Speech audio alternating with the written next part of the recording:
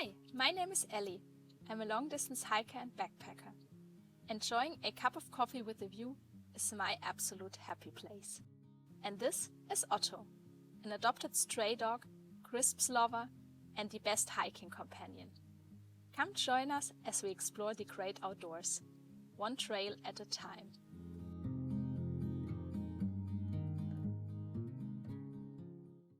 Hi everyone and welcome to a new video. This one has been long awaited. I get asked about that all the time under my videos. And today's finally the day I want to share my top 7 backpacking meals that are lightweight, that I prepare myself, that can be easily done at home without any fancy supplies, fancy special stuff. It's mainly going to be things that I'm having for lunch and dinner, mainly because I don't have a lot of variation in my breakfasts. So I'm only going to share my one favorite breakfast that I'm having all the time. And then the others are going to be savory meals that I'm either having for lunch or dinner. All the meals I'm going to share with you today are vegan. They're packed with protein and they only require boiling water to rehydrate, to cook basically or simmer for a couple of minutes. And they're all fairly easy with things that are easily available in most stores, bigger stores, easy to prepare. Before I'm going to show you my specific recipes that I'm preparing all the time, that I'm having all the time, I first off want to share a couple of my staple ingredients that are very versatile, that are inexpensive. I buy these in bulk. They are mostly easy to get and I use them in a lot of my meals. They're just basically my favorite basic ingredients that I think are really useful for different reasons. Number 1 and the staple for my breakfast are oats. They're inexpensive, high in fiber and available everywhere. Number 2 are instant noodles. They are quick cooking and inexpensive. I try whenever possible to get the whole grain version for a bit more fiber and a bit more protein. Number 3 is couscous, but if possible not the regular wheat couscous, but couscous made from chickpeas. It's much higher in protein, has complex carbs and is more nutrient dense. Number 4, red lentils. They are quick cooking, easy to find almost everywhere, and they are high in protein and fiber and are also rich in iron, folate and magnesium.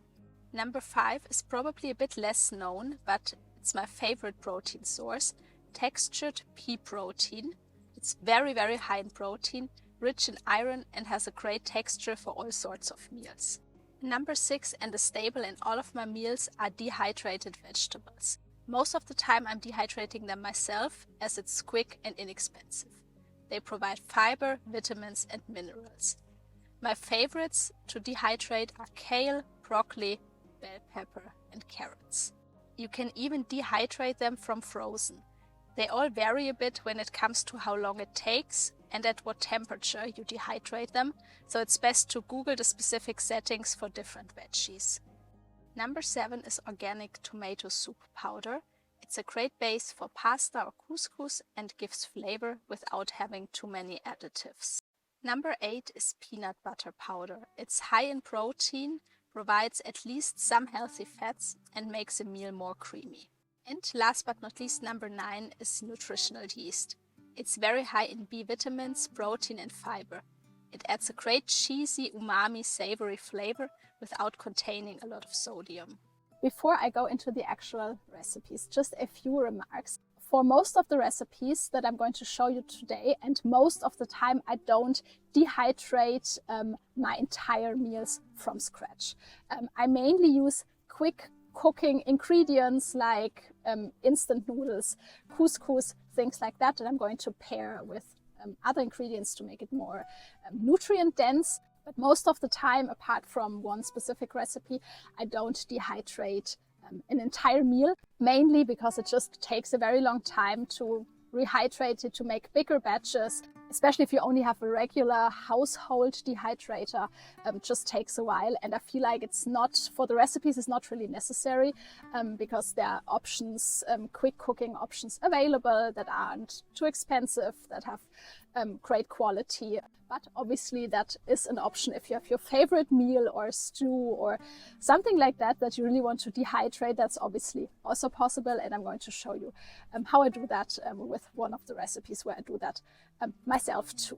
Just a couple of quick little tips. If you're going to dehydrate an entire meal, definitely make sure to add enough spice. Because of the dehydration process, things can taste a bit less intense. So if you have a chili that you want to have a bit spicy, or even salt, just add a bit more than you would normally add. My tip number 2, fat and oil doesn't dehydrate very well, and it just doesn't work very well because obviously there's not a lot of like water in it that can evaporate through the dehydration process, and as a consequence of that, food can spoil pretty quickly. Don't dehydrate really fatty, oily things, but instead what I do if I dehydrate an entire meal, I use very little to no oil when cooking, and then instead, obviously you need healthy fats for your diet on trail as well, but I'm adding that later when I'm rehydrating my food. That's what I'm doing with all my meals. Just add the oil that you would normally need, obviously to make it more calorie dense. Just add it later when rehydrating. And tip number 3, if you're dehydrating an entire meal, weigh it before you're putting it into the dehydrator, and then weigh it again afterwards, just so that you have a bit of an estimate how much water is gone that you can add back into rehydrate your meal. And similar to that, if you dehydrate an entire meal, remember how much portions there are in this big batch, so that you can, in the end, after you weigh everything, after it's dehydrated, that you can basically divide the dehydrated portion into like the smaller portions that you want to have. When it comes to the recipes and the meals that I'm going to show you in a second here, I'm always trying to have a meal as balanced as possible. That means I want to have something that has carbs, that has protein, which is of course very important, that has healthy fats, and obviously also veggies for fiber, vitamins. So I make sure to add all those 4 like main parts, if possible, into every meal. As I said, fat doesn't dehydrate very well. It's not as shelf stable. So what I'm doing is that I take a little Nalgene bottle with oil with me that I'm adding to each meal. I most of the time use cold pressed rapeseed oil because it's high in omega-3 acids. It has a good omega-3 to omega-6 ratio, and it's rich in vitamin E. But obviously that's a personal preference. Other oils, cold pressed oils, if possible, work the same, obviously.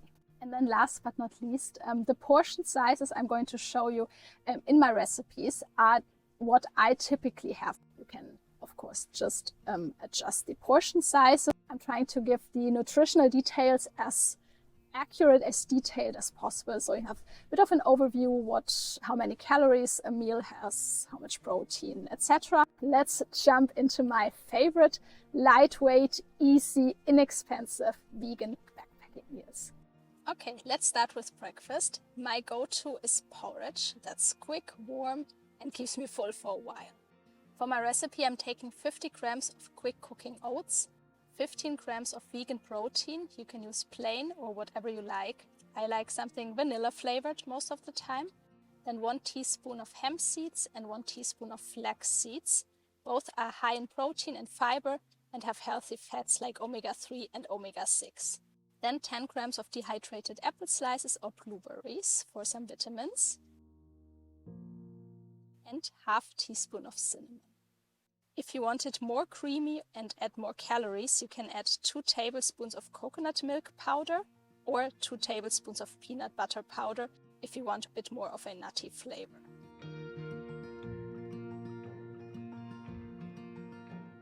To prepare it, I bring 250 milliliters of water to a boil, add everything and let it simmer for a minute while stirring. The first savory recipe that I want to show you is my version of a lentil dal. I'm using 80 grams of red lentils that are quick cooking, 30 grams of textured pea protein, 50 grams of powdered coconut milk, 20 grams of dehydrated vegetables. For this recipe I like to use carrots, leek, parsnip and kale, 2 teaspoons of veggie stock, 2 teaspoons of tomato soup powder and 1 teaspoon of an Indian 5-spice mix.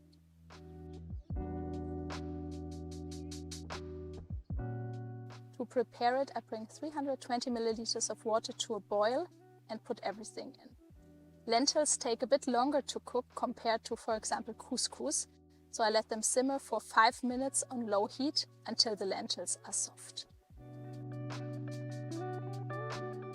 The next recipe involves pasta, but is a peanut ramen inspired version. I use 100 grams of instant noodles, whole grain if possible, and I crunch them up a little bit so that they take up less space. Then I'm adding 30 grams of textured pea protein, 30 grams of peanut butter powder, 20 grams of dehydrated veggies. For this recipe I love carrots and kale, 4 teaspoons of dehydrated miso paste or powdered miso, and a bit of ginger and chili.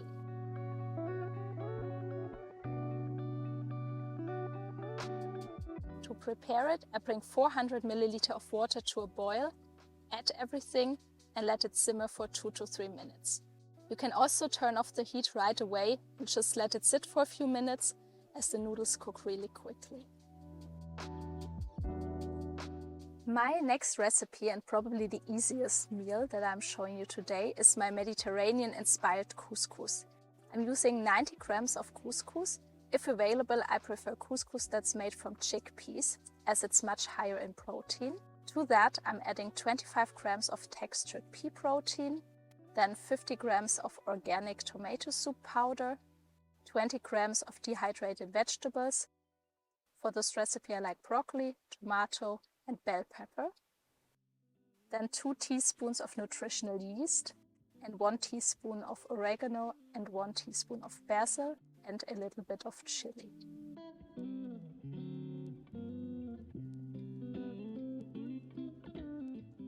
For cooking, you know the drill. I bring 400 milliliters of water to a boil, add my couscous and let it sit for a few minutes. You can turn off the heat right away as couscous rehydrates very quickly. Next up is my favorite pasta meal, pasta bolognese. I use 100 grams of instant whole grain noodles and crush them up a little bit.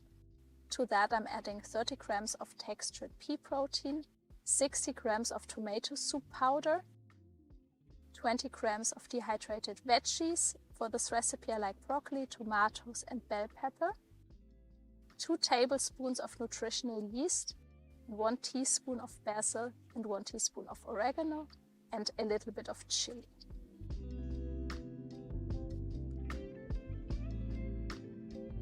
To cook my pasta, I bring 600 milliliters of water to a boil, put everything in and let it simmer for 2 to 3 minutes. You can also turn off the heat right away. The pasta doesn't take long to rehydrate. The next recipe is my version of a trail food classic, instant mashed potatoes. It's a great comfort food for cold days. I use 60 grams of instant potato mash, 30 grams of textured pea protein, 50 grams of vegan gravy, and 20 grams of dehydrated vegetables. For this recipe I like to use spring onion, leek, carrots and bell pepper. To prepare the meal, you just bring 550 milliliters of water to a boil, put everything in, let it sit for a couple of minutes and stir it well. The last meal that I want to show you is my vegan chili. It's the only meal that I cook and then dehydrate as a whole. It takes a bit longer, but the ingredients like rice and beans are hard to find in a dehydrated form in shops. Cooked and dehydrated beans, for example, are not the same as dried beans that take hours to cook from scratch. So you need to cook and dehydrate them afterwards. For my chili, I'm preparing a bigger batch here, but for one portion I use 65 grams of whole grain rice that I cook separately.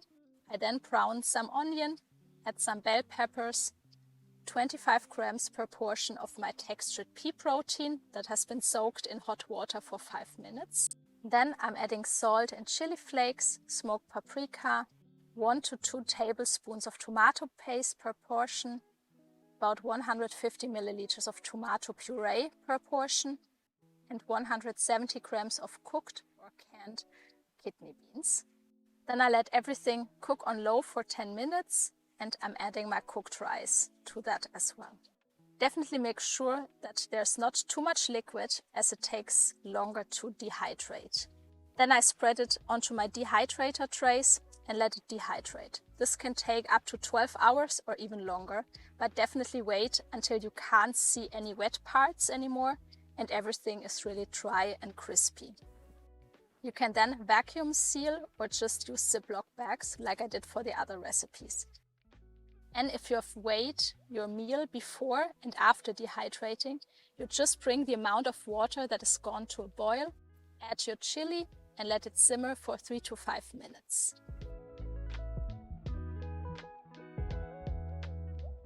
This is it for this video. I really hope you've enjoyed it. I really hope it could help you a little bit, inspire you a bit. Let me know in the comments your favorite lightweight backpacking meal, or if you have tried one of the ones that I've shown you, how you like them. Let me know what you think. Thank you so much for watching. Thank you so much for following along, and I'll see you soon. Bye!